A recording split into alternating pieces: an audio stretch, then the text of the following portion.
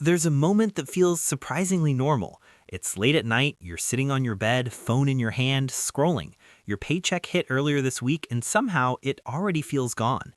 Rent is scheduled, groceries were more expensive than you expected, a subscription renewed that you forgot about. And even though nothing bad happened, there's this quiet pressure in your chest. You did everything right. You worked, you showed up, you got paid. So why does it still feel like you're barely holding on? Hi, I'm Tom. Today, I want to talk about why most Americans live paycheck to paycheck, and it's not what you think. It's not laziness, it's not a lack of intelligence, and it's not even low income alone.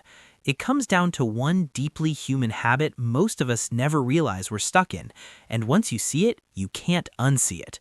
When people talk about living paycheck to paycheck, the conversation usually goes in one of two directions. Either it turns into blame, people spend too much, they should budget better, they should stop buying coffee, or it turns into despair. Everything is broken, wages are too low, nothing matters unless you're rich. Both sides miss something important. Because here's the uncomfortable truth. There are people making $40,000 a year living paycheck to paycheck, and people making $140,000 a year living paycheck to paycheck. Same stress, same anxiety, same feeling that one unexpected expense could knock everything over. That should tell us something. The issue isn't just income, it's not just prices, and it's not that people are bad with money, it's the habit of organizing life around what feels affordable right now, instead of what actually costs us over time. Most of us were never taught to think beyond the monthly payment, and that habit quietly shapes almost every financial decision we make. Think about how money conversations usually happen. When you rent an apartment, the first question isn't, how much will this cost me over 5 years? It's, can I afford this each month? When you buy a car, the dealer doesn't ask about total cost. They ask, what monthly payment are you comfortable with? Even subscriptions work the same way.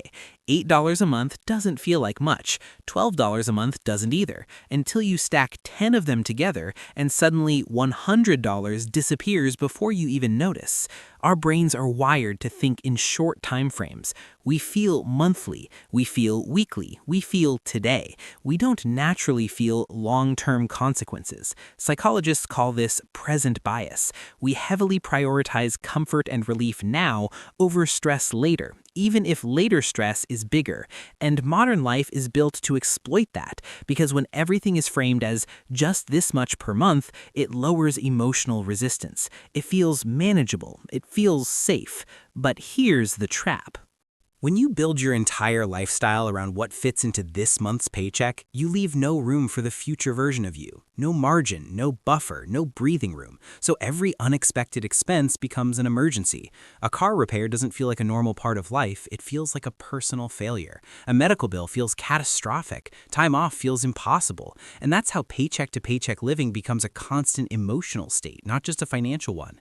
It's not that people don't want stability, it's that stability is invisible when you're focused on surviving the next 30 days. Let me give you an example that shows up everywhere. Imagine two people making the same income. One of them asks, can I afford this payment? The other asks, what does this choice force me to give up later? Same income, different question, completely different outcome. The first person fills their life with obligations, car payment, rent at the top of their range, subscriptions, buy now, pay later plans. Everything technically fits until it doesn't. The second person leaves space. They feel slightly uncomfortable saying no sometimes. They drive a car that isn't impressive. They live below what they could justify. And over time, something strange happens. Their stress goes down, not because they're rich, but because they're not maxed out. This is the part most people misunderstand. Living paycheck to paycheck isn't just about money being tight. It's about having no slack, no room for mistakes, no room for rest, no room for life being unpredictable. And when you live without slack long enough, your nervous system adapts to constant low-level panic. That's why even good news doesn't feel good anymore. Raises disappear, bonuses evaporate. There's no sense of progress because the habit never changed. Here's the realization that changes everything. Financial freedom doesn't start with earning more. It starts with breaking the habit of committing future income before it arrives. Most people treat future money like it's already spent. They mentally pre-assign raises they haven't gotten yet. They upgrade lifestyles in anticipation. They assume tomorrow will handle itself, but tomorrow shows up with the same bills, plus interest, plus stress. The shift happens when you stop asking, can I make this work, and start asking, does this make my life easier or harder 6 months from now? That single question introduces time into your decisions. It slows you down. It adds friction. And friction, in this case, is a good thing, because when decisions cost future peace, they deserve hesitation. This isn't about extreme frugality. It's not about never enjoying life. It's about recognizing that peace of mind is an asset, and it's one of the most valuable ones you can build. When you protect margin in your life, you buy optionality. You can say no to bad jobs. You can handle surprises without panic. You can rest without guilt. And that changes how you show up everywhere else. So what does this actually look like in real life? It starts small, almost boringly small. Instead of optimizing for the nicest thing you can afford monthly, you intentionally leave space. You choose the slightly cheaper option, even when you don't have to. You delay upgrades, not forever, just long enough to feel the difference between want and need. You stop normalizing the idea that every dollar of your paycheck must be spoken for.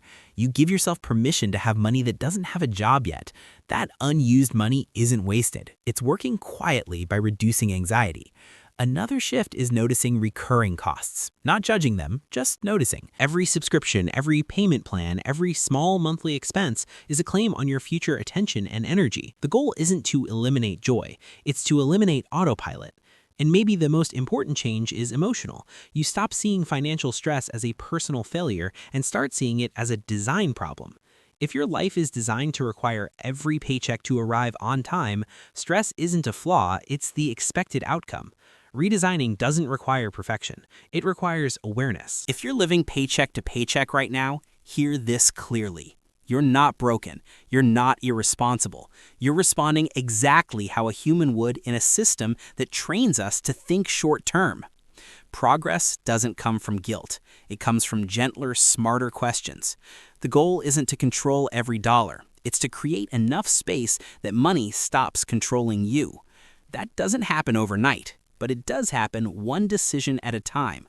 One pause, one not yet, one moment where you choose future calm over present pressure. And that's enough, because progress beats perfection every single time.